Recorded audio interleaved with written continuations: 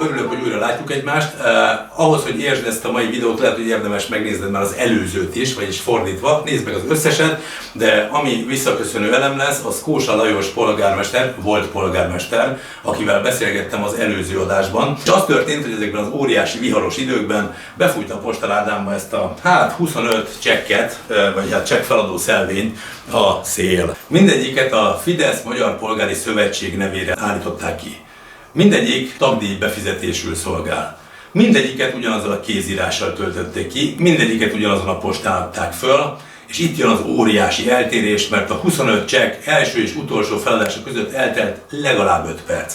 Ebből tehát azt feltételezhetjük, hogy a Fidesz tagok úgy fizetik be a tagdíjat, hogy egy valaki kitölti nekik, odaadja vissza a csekket, és 25-en sorba állnak így a postán, hogy lökik arrébb, hogy 20 másodpercenként a postás kisasszony le tudja húzni, mert be kell fizetni a Fidesz tagsági. Kósa Lajos esetében az volt a különleges, hogyha elmegy valaki tagdíjat befizetni, akkor miért fizet be 2 csekket 4 perc különbséggel?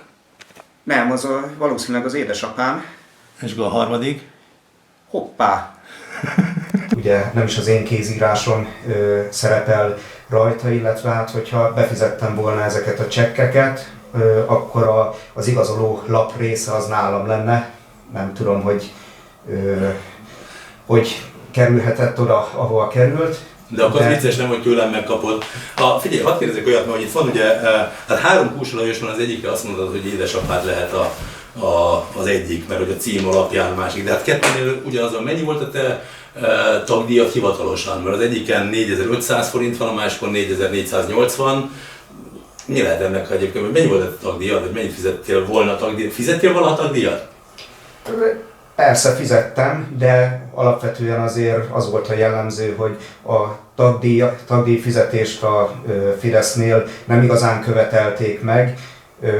Nyilván a csekkek megvoltak, de a tagság egy jelentős része nem fizette be a tagdíjat. Ezt általában a Fidesz iroda magára vállalta, átvállalta és rendezve lett. De hogy mindenki odaadta a Fidesz irodában a pénzt, és akkor ők egyben befizették? Nem, tehát ezt nem kellett odaadni. Helyettünk sok esetben a Fidesz iroda fizette ki. Ezt mesélj már miért? Hát nyilván fölvetődik ilyenkor a kérdés, illetve az ember elkezd gondolkodni, hogy mégis mi ennek az oka. És hát a válasz nagyon egyszerű, ugyanis a Fidesz elég sok cég támogatta, cég és vállalkozó támogatta jelentős összegekkel, és nyilván ezekből a támogatásokból lettek kifizetve ezek a csekkek. Tehát ezt jól értem, hogy bejön egy adag pénz egy cégtől, nem hivatalosan? Hát azt nem tudom megmondani, hogy hivatalosan vagy nem hivatalosan, ezt mindenkinek a fantáziájára bízom. A lényeg, hogy a cégek általi támogatásból lettek kifizetve a csekkek. De ezt te tudod? Tehát ezt mondta valaki, hogy itt most mi befizetjük a cégek általi támogatást, vagy ez honnan van ez az információ? Fidesz iroda munkatársaitól hallottam ezt. És akkor neked ez meglepő volt, hogy neked be van fizetve ez a csekk, vagy nem? Tehát, hogy tudod biztosan állítani, hogy ezeket nem te fizetted be? Hát biztos, hogy nem én fizettem be, ugyanis emlékeznék rá, hogyha én fizettem volna be. Meglepő volt, nyilván hallottam arról, hogy mi az oka annak, hogy a tagdíj fizetés ezzel a módszerrel megy, de mivel ugye én ezzel nem foglalkoztam, én nem vettem ebben részt, csak a Fidesz iroda dolgozóitól, amit hallottam, így annyira nem érdekelt a téma. Viszont hát ezen megdöbbentem, hogy most így ennyi év távlatából olyan csekkek kerültek elő, amiken többek között az én nevem is szerepel. És mi az oka, amit mondtál? Tehát mit mondtak a Fidesz iroda dolgozói, hogy mi az oka, hogy a Fidesz iroda magára vállalja? Az, hogy a különböző támogatások, amik befolynak a Fidesz irodára, ezeket az összegeket legalizálják. Aha. És akkor itt más nevek, akik rajta vannak, hát te polgármester voltál itt a településen, gondolom másokkal is beszélgettél, meg hát hogy mondjam, összejár gondolom a Fidesz tagság időnként.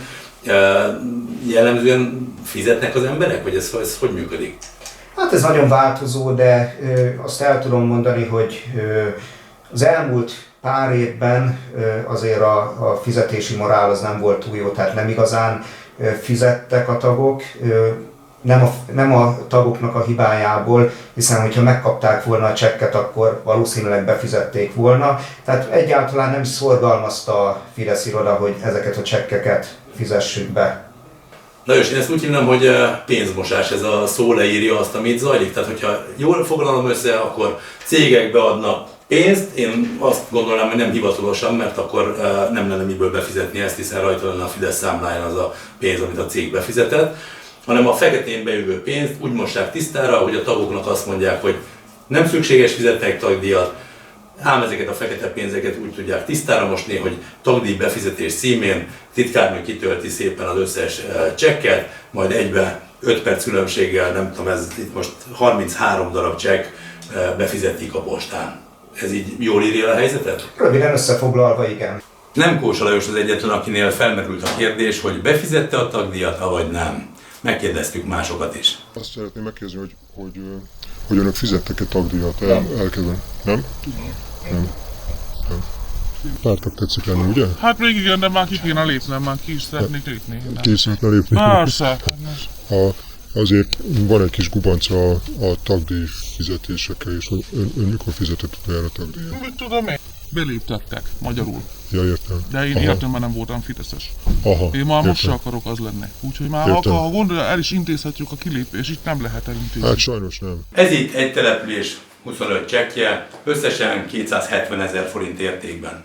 Magyarországon van 3500 település, én nem tudom hány Fidesz szervezet, de szorozzal egy párat, szorozz rá a Fidesz elmúlt 10 évével.